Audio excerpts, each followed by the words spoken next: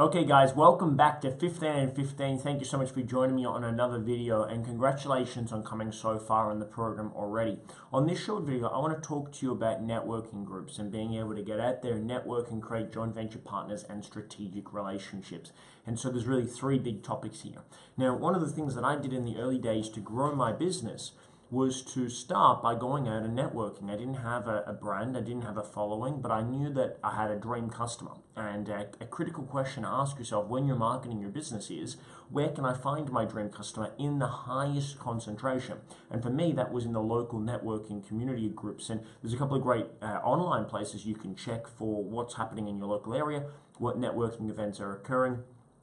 Facebook is a great way of finding upcoming events, but then there's also as well a great app called Meetup Groups, and you can check online as well. There's a variety of other apps that you can see that have advertise or promote local groups in your local area. So what we want you to do is to narrow your field of view to look at who is my dream customer, where are they going to be hanging out, where am I going to find them if I was to go out and network, and you want to put together a list of the top 20 to 50 local networking events that you can go to. Now, some events are going to be big one-off events, and some events are going to be regularly occurring meetup groups. But what you want to do is it's really a three-part strategy. Step number one is to create the list of the top 20 to 50 networking events in your local area. That's step number one. Step number two is to find the event organizer or event director or coordinator. And if it's a big company that runs these, that might be a little bit harder to come in contact with, but if it's a meetup group, you want to find that event organizer. And then step number three is you want to organize to have a coffee meeting before one of the events, or indeed after one of the events. Now, the reason why you're doing this three-part process is because when you get started running and organizing networking events, there's a lot of work, energy, and effort involved, and not a lot of appreciation. So your real strategy here, guys, is to connect and to network with the organizers of networking events. What that does is that gives you exposure to the inner workings of them, but it also allows you to create a relationship that can then yield to you speaking, to you doing joint ventures or strategic relationships, to you being able to plug and play really effectively. So this is exactly what I did to start YWS. I didn't have any money, so I went to those top 10 networking events. I created a relationship with the event organizer, and then after doing so, I was then able to speak on their stage. I was able to promote my events at their events, and these relationships worked really well. In fact, it's something that I did that well that I ended up sharing this more publicly. And one of my clients, my early clients, Ryan and Mario, ended up doing something very similar, but in an online space where they connected in with a group, a personal development-based community online. I think they have over 50,000 members, and ended up creating a business partnership together where they actually ended up doing business coaching for clients that were in that group. So this is the power of this when you do it really well. So that's the first part. Three-part strategy for networking events. Number one, put a list together of the top 20 to 50 networking events in your local area.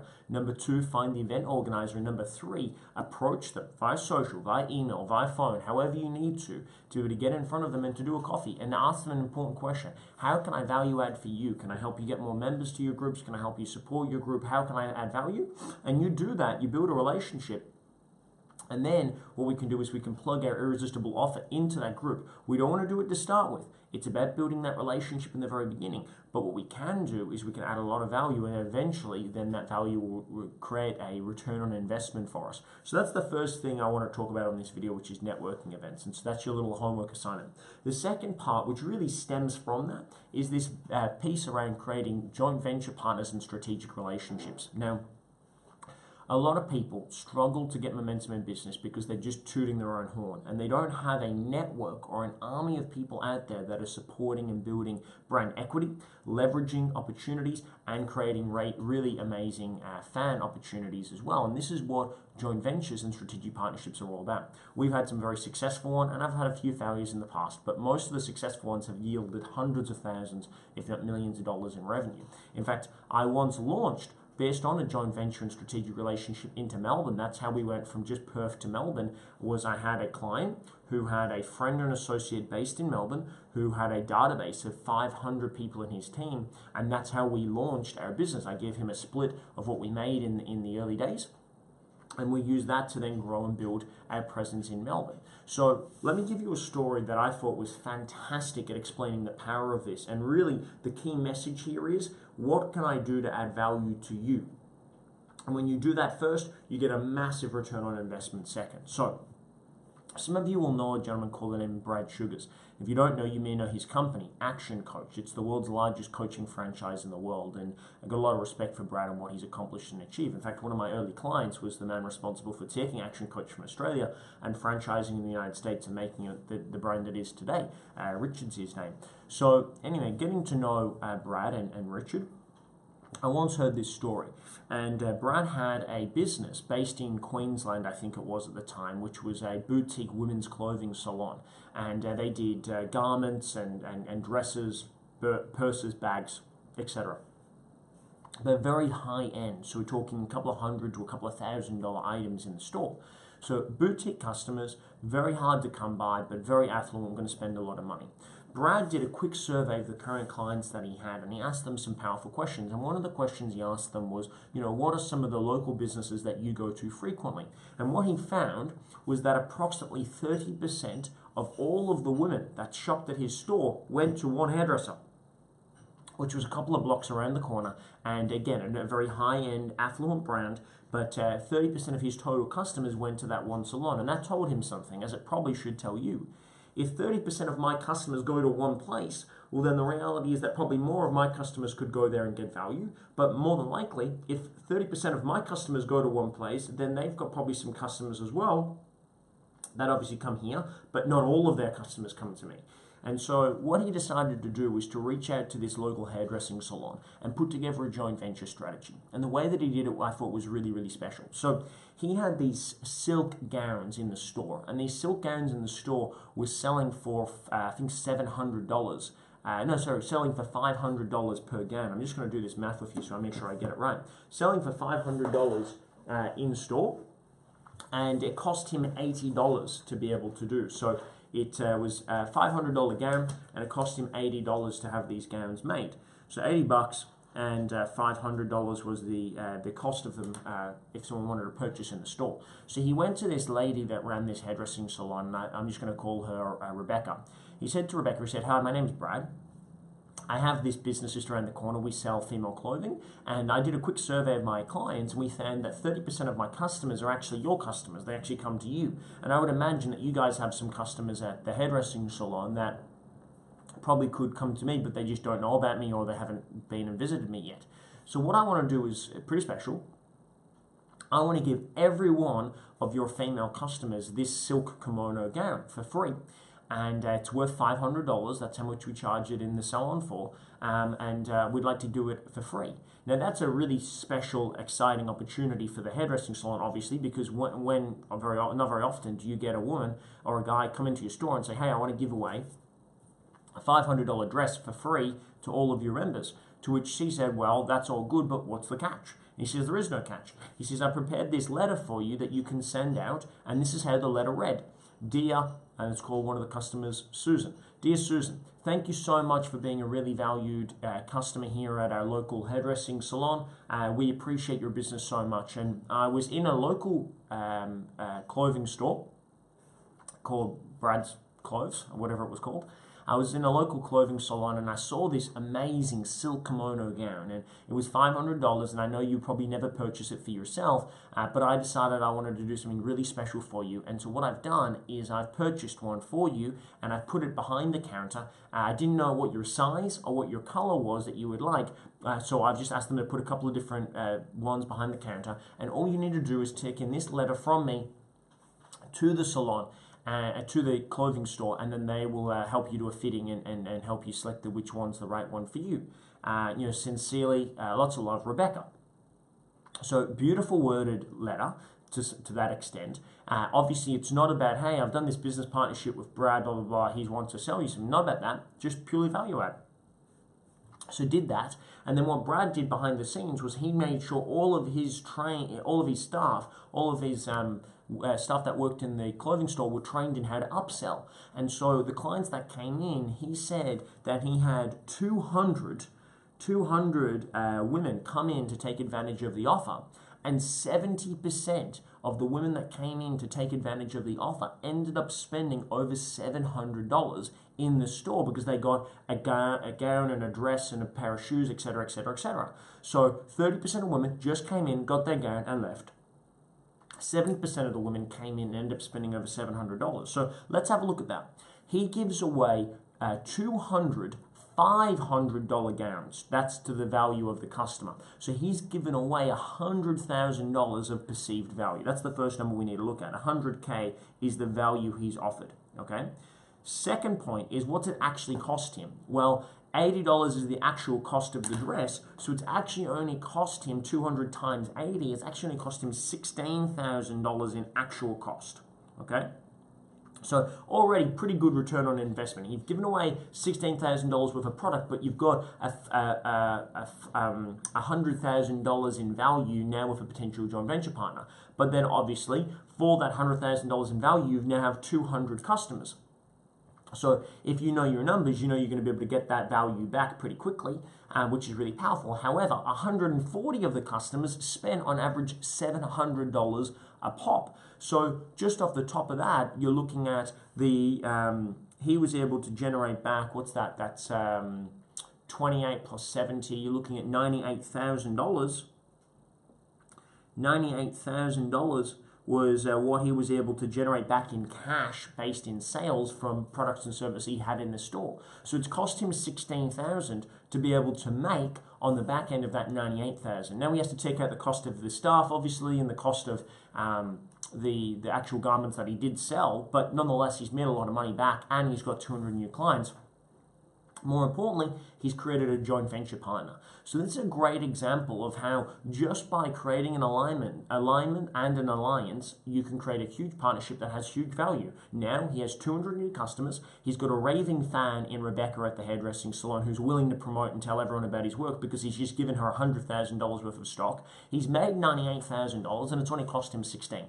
Now you might go, well, Calvin, I don't have $16,000 worth of stock to give away, and understandably, but can you give away $1,600? Or can you give away $160? Or can you just give away one dress to one person to help support them in that one area? And who knows, that might then turn out to be something really quite powerful and a really great, amazing partnership. And that's exactly what you want to do. You want to get out there and you want to make those things happen. So what we want you to do is put together a list of 50 places where you can find your customer in the highest concentration. And this is really a big marketing hack. It's something I'm always thinking about. Where can I find my dream customer in the highest concentration? I saw this done really, really well just recently, where I saw YouFoods had done a partnership with Fitness First, and now there's a fitness, in every Fitness First, there is a YouFoods little sort of vending machine or a little, yeah, it's a vending machine. There's a YouFoods vending machine in all these Fitness Firsts. So YouFoods is a healthy food supplier, costs about $10 per location, $10 per meal. And so they've got these vending machines in all the Fitness Firsts where people can buy on the way out of the gym. They can buy a fresh made meal or they can buy a couple. Great idea. Why? YouFoods knows, where's my dream customer? My dream customer is health food-based people. They're going to probably be at a gym, Fitness First being the biggest in Australia. Great partnership to consider. I'm sure YouFoods is paying Fitness First for that opportunity, but even if it wasn't, it's still a value add to Fitness First members because there's a YouFoods place there themselves, and it's a value add across the board. It's a really great example of how you can make those things happen. So I want you to be creative. I want you to be creative. Now, when people run into roadblocks about this, it's because they don't have self-belief. They don't believe in themselves or their product. If you don't believe in yourselves and your product, then no one else is going to believe in yourself or your product. But if you believe in what you can offer, and if you believe in what you have as a good product or a service that you can find value in, then this is a really exciting opportunity for you. So, three-step approach. Step number one, get clear on what your offer is. Get clear on what you can add value in. And that could be online products and services. It could be coaching and mentoring. It could be access to your own database or your own social reach. In the beginning, you will probably have a very small social reach. However, you may have access to this Facebook group and community. So even if you do this on a micro play level, you could even do it with other Facebook groups. So let's say, for example, as we're building up our tribe and are building up our following, you've got maybe 1,000 people in your group by now, and you've been doing the ads and all that sort of stuff, and that's growing for you. So you've got 1,000 people in your group. You look at other groups in the local area as well that you can go, hey, how can we promote and support each other? Cool, I'm going to do some live streams into your group. You're going to do some live streams into my group. We're going to share some ideas. We might do a bit of a mini series together. You're working on little projects as a way of helping you grow, because you know that they have some customers you don't, and you have some customers that they don't. It's about having an abundance mentality.